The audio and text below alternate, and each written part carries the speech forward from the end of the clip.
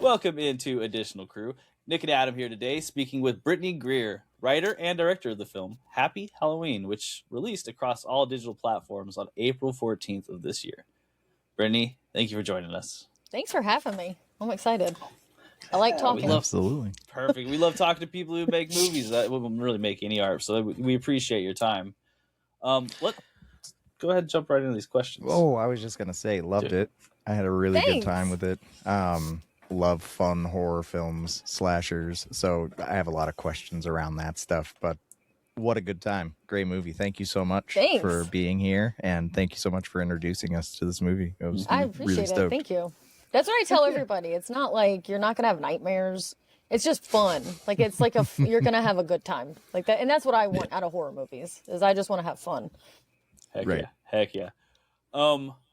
Here's my first question. It's related to the masks. Were any of the masks for this film custom made, or were they all like store bought and found? So I bought them all and then I hand painted them. So I changed, like, I just needed like the shell essentially, and then I went and just hand painted them to like one of them is not like a old lady looking witch, like it is something completely different, and then we just painted it that way. Same thing with the pumpkin mask. It wasn't a pumpkin mask. Like, I just painted and like put like I sprayed some stuff on it and let it dry and then painted over it to give it texture. But yeah, we're hoping if we get to do another one, there's a specific person we've talked to that makes custom masks, so I really like what you did with it, though. It gave it a really like handmade feel to it. They didn't look generic. Like, it was really nice what you did. The work, they look great. Especially in the corn maze when he's playing. I don't know. For me, I thought that they were all completely handmade. They were really, really great. Thanks. Yeah, it was. We wanted it to feel like he was painting them. Like, you know what I mean? Like that he painted his own. So everybody got like a different Halloween experience. With each mask he chose. But yeah, like my favorite's the skeleton and the pumpkin. Those are my two favorites. There's one shot guy. And I can't remember exactly which mask it was, but when he's holding the heart and he got that close up on him, he got it's just such a neat shot, and that mask in that scene looks so cool. That's kind of like, I have to know a little bit more about these. Do you have any like fun stories related to the mask, like any odd things that happen with the mask? Yeah, so I've got two. So the pumpkin mask, we shot it out pretty early in the movie, and it's like, we're not going to use it again. So I was like, I'm going to have everybody sign it. So I had everybody signing the mask and stuff like that. And I've got a friend that's putting it in resin and stuff. And I'm like, please don't ruin it. Like, please don't mess it up. Because it's like the only one I have. And then later on, the stinger at the end of the movie, that wasn't planned. Just as we were shooting, we decided to do that. And so I had to, and I have a bunch of Halloween stuff, so I just had to take another mask and paint another mask so we could have another mask at the end, because the other one was literally just chock full of signatures. And then the skeleton mask, there's a scene in the corn maze where the amazing Emma, who plays Hadley, elbows the figure. Well, that's me, because independent filmmaking. So if someone can't be there and it's just you and the DP, it's like, obviously David, who is also fantastic, he has to shoot the movie. So I put on the mask. I was running sound that night. And then, so when we flip it to see the figure, I put on all the stuff. I had the get up on and I told her, I was like, I can't act, just really clock me. She's like, are you sure? I was like, yeah, just I'm like, you're going to be fine. Like, I'm so much bigger than she is. I'm like, yeah, you're going to be fine. Clock me one. And so, but it's like a twofer. So she's like, all right. And so she hits me once and the mask is too big for my face. And so it slid. And then when she cracks me again, it's just straight elbow into the side of my face. And there was supposed to be a little bit more to that scene. And I just like clocked off to the side. And then I've got a picture, and cause you have to black out your eyes. And I have a picture and the mask's on top of my head and there's like blood like right at my eyebrow. And we're pretty sure I was concussed, but it was like real or fake blood. Like, You're right. Nobody knows. Our practical effects are this good. Yeah, right? yeah, They give us concussions. Oh yeah, and like again, she felt horrible, and I was like, "Hey, no, I'm like, David, how are we looking? Like, did it look okay? Because as long as it looked good, I was like, I'm fine with it. But I don't know, I wasn't even thinking that it was like she's gonna move it, and it just clocked straight right in my temple. Dang. Well, sometimes some of the best scenes come out of things like that, right? You know, I think so. Nobody don't have to act when you get clocked for right. real. Yeah, because I was like, I can't act like stunned. Like, just go ahead and crack Did you get me. a piece of the stunt budget for that? No. I was kidding. Yeah. No. I like I said, everybody wore like 10 different hats, and it was like, nah. Right. Like, it's like, what are we doing for this? It's like Brittney will do it. Like, don't worry. Then this is a question that I wanted to ask them. We're looking, so the masks, definitely everybody was having their own experience, and we saw that through the decorations, let's call them, that he was making out of his victims. Like going through those, what was the mentality of, like, were they specific for the person, or was it more thematic? Or so let's say, you know, when the head's cut off and it's placed with the pumpkins, or like any of the days that we're looking at with what I guess it's like a sacrifice. Yeah. And what that is thematically, what did those mean? Because I was very interested. So this, like, no spoilers, I guess. But so the character is very much so in love with Halloween. Like, to him, it was more about the drama behind it and the dramatic effect of each person being turned into their very own Halloween, like, display. Like, so to him, he was just displaying these people to be like, remember how great it used to be? Like, because people used to come for these decorations. And in his mind, it was like, how can we make that happen again? It's like, well, I'll just make them real. And so right. I don't think necessarily picked specific masks for specific people. It was just more of the, what can I do from, like, again, it's one of my favorite lines is when he says, I have a flair for the dramatic. Like, yeah. And so it's like, it's very much, he was just like, what can I do that's the most dramatic thing? And it's like, oh, I can just kill people. And like, just literally leave a different passion mask. In the heat of the moment, right? Like, yes. The way he's conducting himself is almost like a conductor at an orchestra, you know. And he thinks he's very clever, like, right? Like, he thinks he's so clever to be like, this is what people want in the town, you know. And it's just that, I don't know, like, just him saying like he has a flair for the dramatic. It's like, you think, like, right? What are we doing right now? Speaking of flair for the dramatic, one of the questions I have is also about decorations. I think this is the last one about decorations. But there's a scene with, like, I don't know how many pumpkins in front of this house that are all lit up. And I always notice this when you ever have a scene where there's a lot of candles. I have to ask, one, do you know how many pumpkins there were at the scene? And I can describe the scene. We usually do spoiler heavy podcasts. So, like, two, do you know how long it took to light all those pumpkins? I'm always just curious. There's the scene with the stoner boyfriend. Yeah, at the pumpkin house. Yeah. Mm-hmm. We just call it the pumpkin house. That house is just a house down the street from where I live, and they do that every year. No way. And it's different. Yeah, it's different every year, and they add pumpkins and skeletons every year. In my mind, so I wrote the script like years and years and years ago, like a decade or so or more, probably now that it's been filmed. But so before it was made, it was like a decade's worth of on and off writing. And the town I moved into, somebody was like, hey, you love Halloween, you should go on Main Street.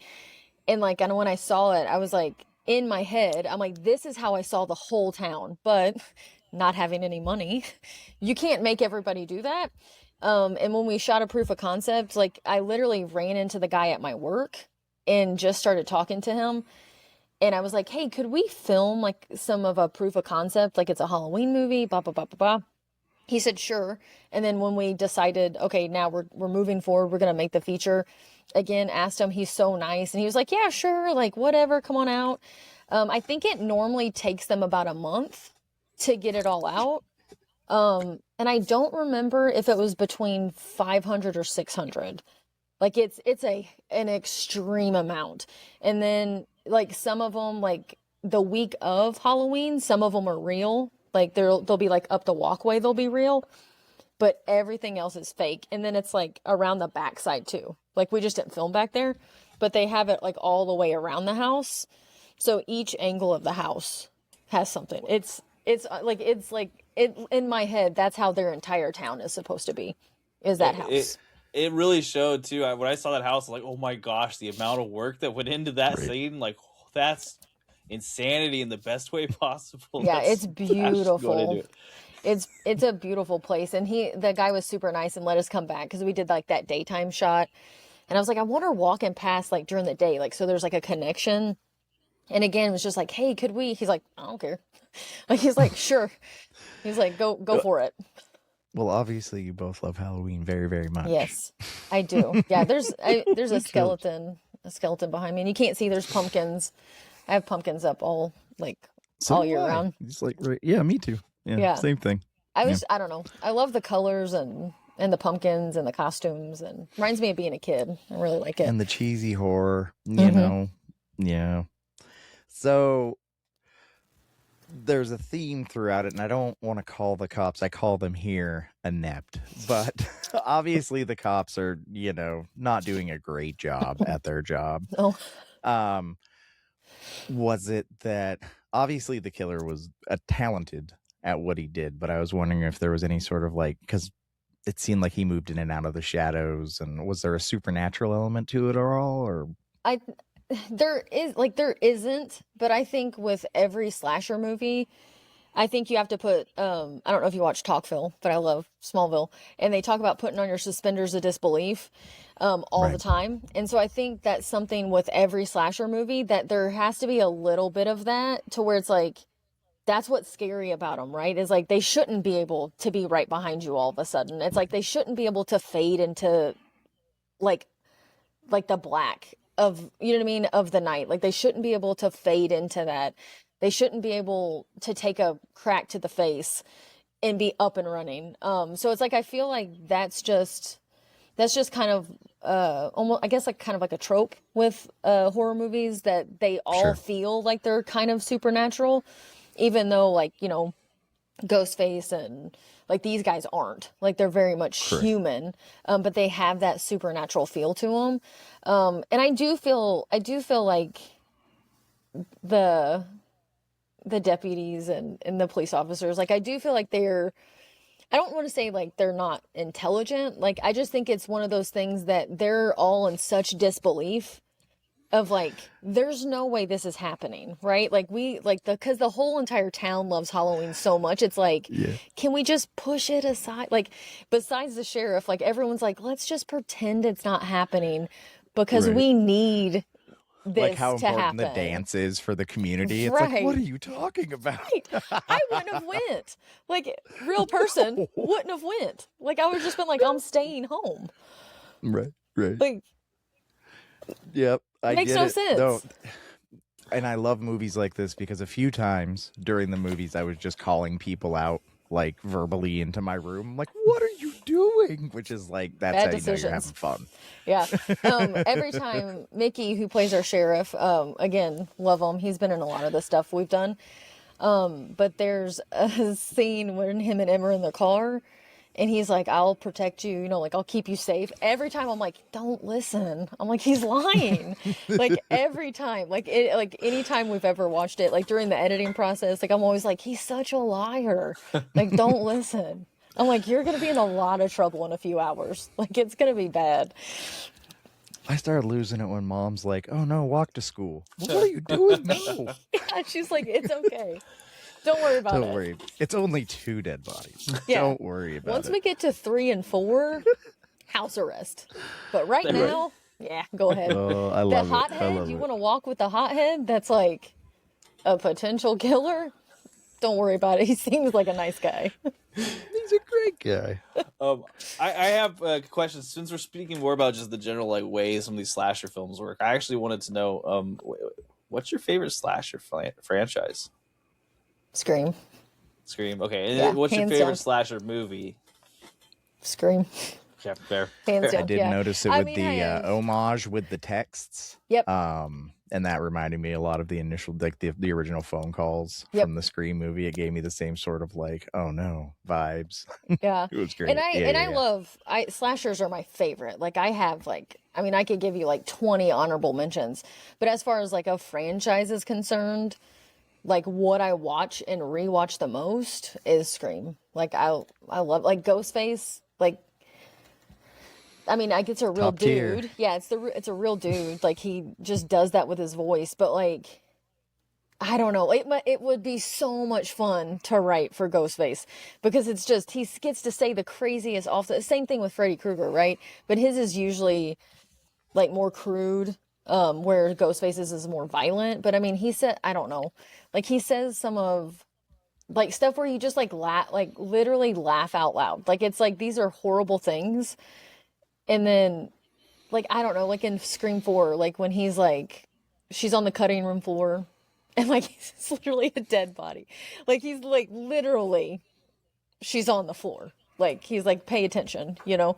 Right. And him talking in 5 cuz I don't like elevated horror. And when she's talking about in 5 how she loves like the Babadook and all this stuff and he's like, "Oh, fancy pantsy." Like and he's kind of making fun of her because she's making fun of slashers.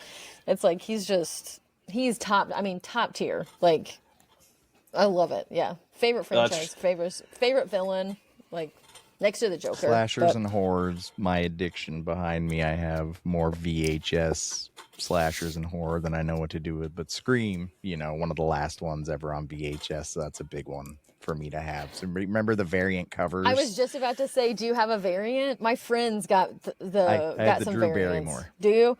He's got. Yeah. I want to say he has Drew Barrymore and Gail. Like he has Courtney Cox, I think. Oh, okay. I'll have to ask him, but yeah, those are awesome. He sent me a picture, and I was like, "Shut up!" It's like, "Get out of here, man!" I'm like, "I've got Scream 3 on VHS." I'm like, "But I don't have." It's like right back there, like it's behind me. That. But yeah, like I was like, "Shut up!" Like, get out of here. Eddie's awesome though. We go to the Scream premieres. Like I go with him and his family, and we dress up. Like we dress up like Ghostface and take pictures with people. Awesome. Yeah, it's pretty fun.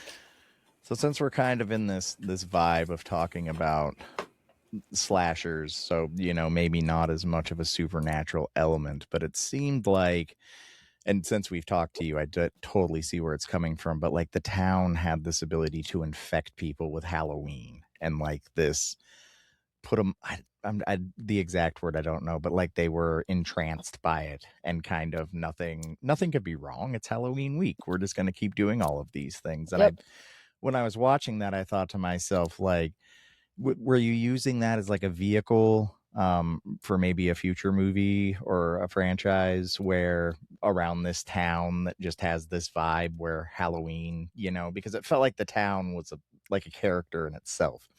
Yeah, and again, like I said, if we would have had money, like it would have, like there's a scene where she kind of looks and it's like her POV and it's just like an empty street. So again, like originally that would be all lit up, right, but empty. And it's like creepy because it's like, oh man, this town that loves Halloween, there's all these decorations out, but there's no trick-or-treaters. Like nobody is out. Like, and it's just like that. It would have been like an eerier feeling, I think.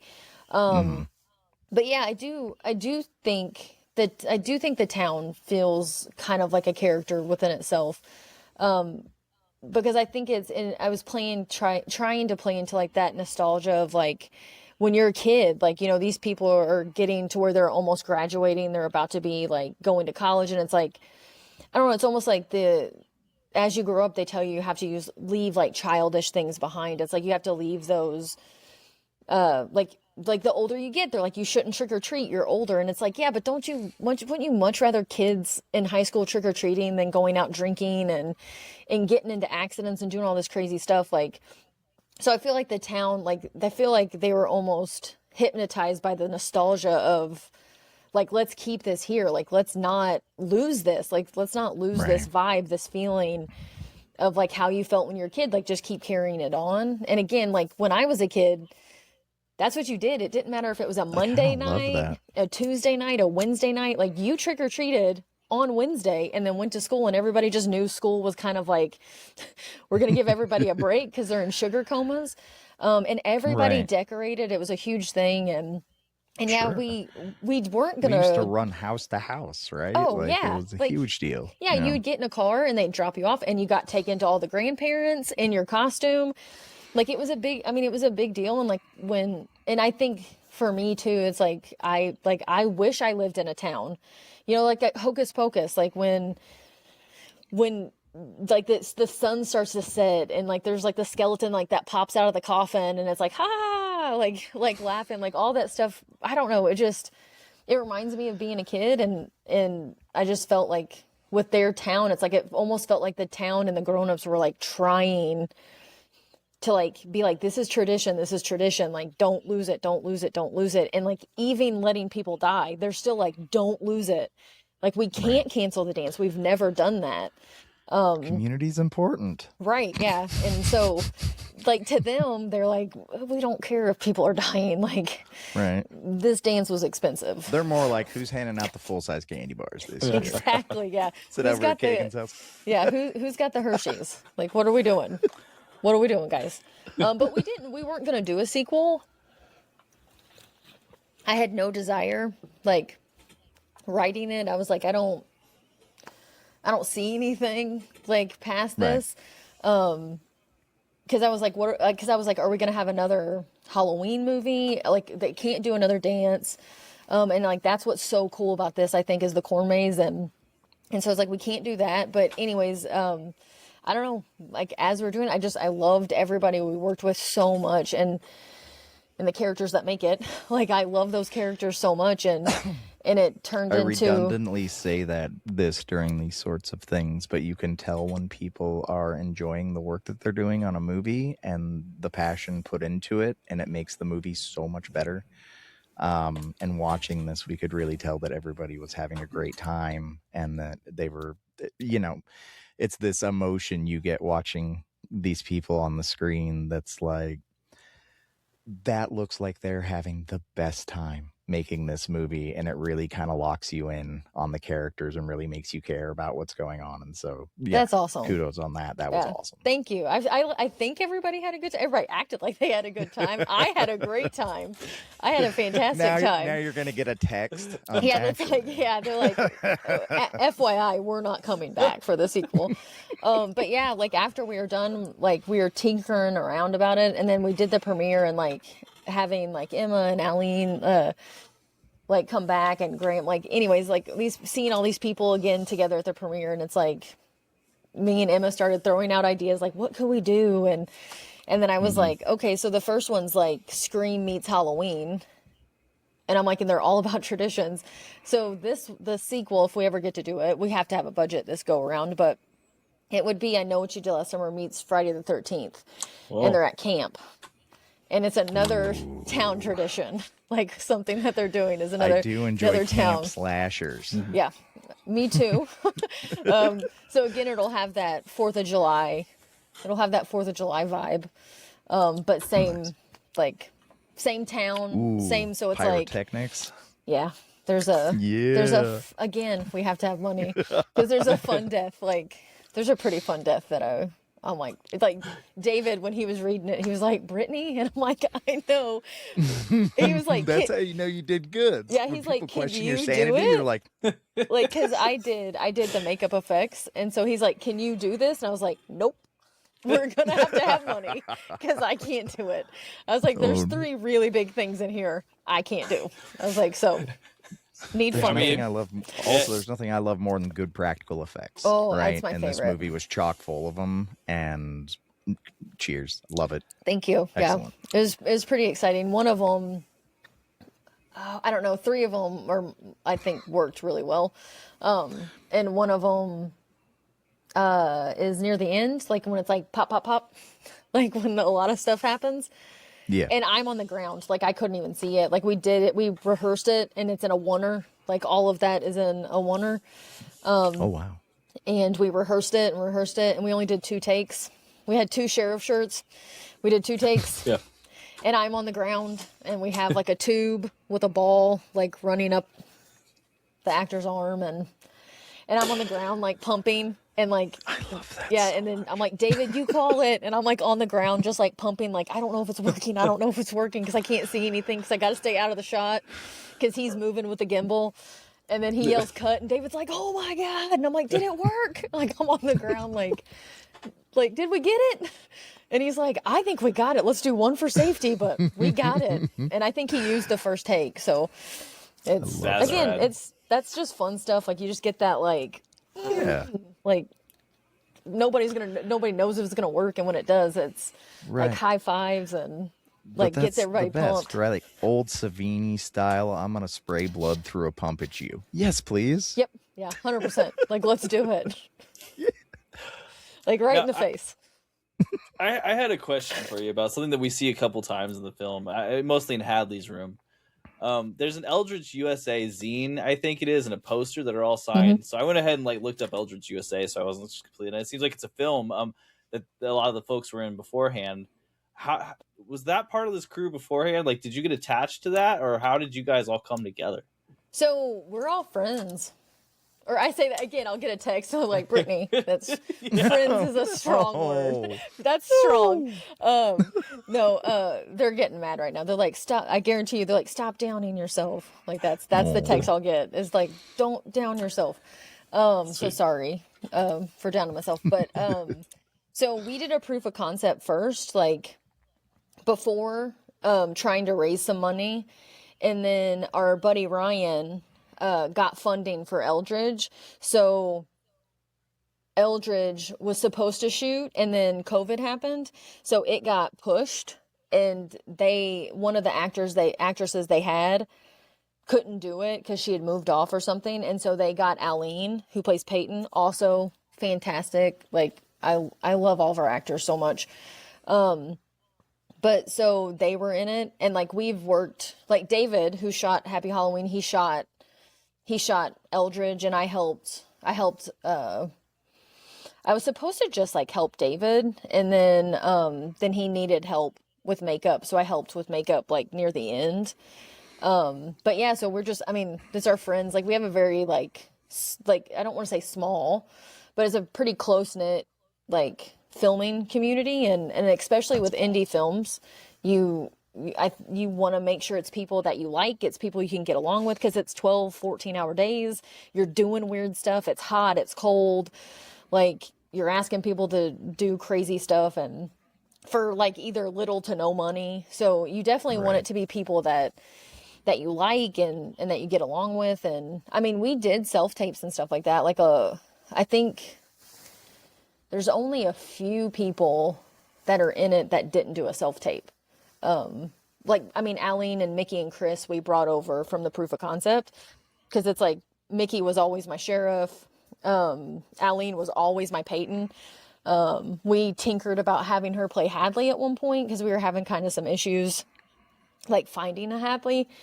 And, Aline was like, I think you guys need to look at this Emma girl because we were having trouble casting Campbell, and we were like, let's switch it, and it'll be a girl. Like a girl's going to be up on the scarecrow. And so Emma sent us a self-tape, and I get excited very easily. And so they got to bring me down. Like, and we see this self-tape, and I was just like, that's Hadley. Like as soon as she came on the screen, I was like, I think we found Hadley. And so I tell David and Aline, and I'm like, guys, she's Hadley, right? Am I dumb? Is she Hadley? And they were like, calm down. But yes, she is definitely Hadley. Like, and David's like, we got to tell her she's going to be the lead of this movie. And like, it's like, it's going to be a lot. And yeah, and she was just like, we did like a little FaceTime with her, and she's like, oh, I love horror movies. And she's like, when we started filming, I didn't know, but we started filming one day, and she was like, yeah, I saw the proof of concept a while ago and was like so bummed I wasn't in it. And I'm like, oh, you wanted to be in the proof of concept? And she was like, yeah, like, she's like, it looked cool. Like, she's like, I love scary movies. And I don't know. So like, I remember like I was on cloud 9 and David's like, That's I'm awesome. like looking at David and he's like, I heard like she wanted to be in the proof of concept. He's like, now she's in the movie. Like, way better that we've got her for the movie. But yeah, the beginning of that, the zine, you had me sucked in. Very rarely do you see a good zine or zine laying around anymore. Yeah. We live in Eugene, Oregon, so like we're kind of in a place where every now and again you might find a punk zine laying around. But you know, I'm of the age where that was like how we talked back in the day. So it's lovely to see. and that's a prop from Eldridge that I have signed. Like, it's just a prop I have the signed, and it's like we worked on the movie, and like most people don't notice, but if you really look at that poster, Graham and Aline are in that poster, like real big. Like, so hilarious. 2 of our actors are there, and that stuff had to be put in digitally. So it's like we set dressed the other wall, and how we were in the room. You don't see that set dressing, and like we kept thinking, oh, we're gonna pan around, so let's not move it. And we don't see it. So our buddy Ryan, like, we were like, put some posters. So they're just digital. Like, so he just put some posters up digitally, like, in the That was room. awesome. I'm sure. I didn't catch that at all. Yeah. Yeah, No, I'm did sure he not catch hated that. us because because it was very tedious. Because we're in that room a lot. But like, yeah, he like, so, and we were like, put up an Eldridge poster. Like, most of us worked on it. Like, how cool is that? And then You got me to look it up. So awesome. Yeah, really. Yeah, I'll have to tell him. He'll be jazzed. I'll be like, hey, FYI, you should watch it. It's fun. It's a horror comedy, but it's a musical. Oh, okay. 100% will. Yeah, with zombies. It's pretty fun. Okay then. Neat. I mean, I was sold before. Yeah, it's pretty. it's pretty fun. It's a fun movie. You give me a Lovecraft reference, and I'm pretty that much there for it. So It is. It's all Lovecraftian, like all of it. That's Ryan's big thing. it's awesome. I'll tell him. He's gonna be excited that you looked it up. How could I help it? You know, it looks interesting. I think just a couple more questions, and one of them you've kind of given me a lot of memories already. But do you have one specific favorite on-set memory that you're willing to share? Oh, can I share 2 if I'm quick? Yes, You definitely can. So I have like every day, but I've got something from every day probably. But so the very first day of filming, I'm a very emotional person, and it was very much a labor of love. Having like all these people come, like no budget, like having them come and like give their time and the care to like something that meant so much to me. So the very first day, we're filming and we're doing the stuff with Mickey and Emma. And we'd only had self-tapes from Emma, and we did like a read through like over Zoom at one point with some of the actors, but it was like her first day on set, our first day filming. Mickey's there, so it's like her and Mickey, and they're sitting in the vehicle and they're talking. And shout out to David, because I love colored lights, and David's like, I got you. So he's fantastic. It looks so good because of David. So shout out David for being awesome and epic. But so he gives me like my blue and my green, like in the vehicle, and he's about to drop her off. So I'm sitting there and I'm like sitting on a Apple box, like sideways. And David's like, here, put on these headphones. And he's got me a monitor, and I'm just sitting there and, call action. And like that first take, like I almost started crying because I was just like, oh my God, like, I don't know, like, I'm like, this is happening. Like, this is real life. And like, I just remember like looking around, I don't know, like that was like very surreal. Like, and it was just like please don't start bawling on set. like don't. But what a huge deal to watch your story come to life. Oh yeah. And like hear her, like, I don't know, like there's the very first take, like she did this, like, cause she's looking this way, and like she just does this like look, and like her her eyebrows like go in, and there was just all of this emotion, and I like looked back and I like look at David, and David's like we've got something. Like, let's go. And then Aline, because again she got Will Trent, and it's something that me, her, and David had talked about way before pre-production. Like, we had plans in place in case she got this part. We didn't know at the time what it was. In case she got this part, like, we were going to rearrange her schedule and do all this stuff. Because I was like, I'm not making this movie without Aline as Peyton. I was like, I will not be recasting her. It's like, we just won't make the movie. And so we had plans in place. So we had filmed a bunch of stuff and she hadn't been there yet. And so I remember it was our first day with the kids and it's like outside our school. And it's like the first day they all kind of come together. And I remember like everybody was there and me and David are talking about our first shot. And David is way taller than me. And he just like, he's looking over my head and just goes, and I was like, what? And I turn around and there's Aline. And like Aline just like comes running up and like hugs me and like hugs David. And I was just like, again, it was just that, okay, like this is happening. Like, You're here. And Aline's like, of course I'm here. Like, what are you talking about? I'm like, I don't know. Like, I'm like, I see you. Like, you're tangible. Like, you're here. And it was just like all of the kids together, like for the first time. And I say kids, but like our group, like all of our group together for the first time. It just, I don't know. Again, it was just like one of those, like I just kind of felt like I got hit. Like it's like happening. Like this is real stuff. Like, it's like the power of actualization's hitting you all at once. Yes, like here we are. Yeah. Yeah. And we had a scene that we weren't going to film because I cut it from the script and nobody had read it. But so the scene where we see the party and we see Kurt and like we see what actually happens to her. Originally that was in the script and I took it out. Like somebody told me it was too much and they were like, just cut it out.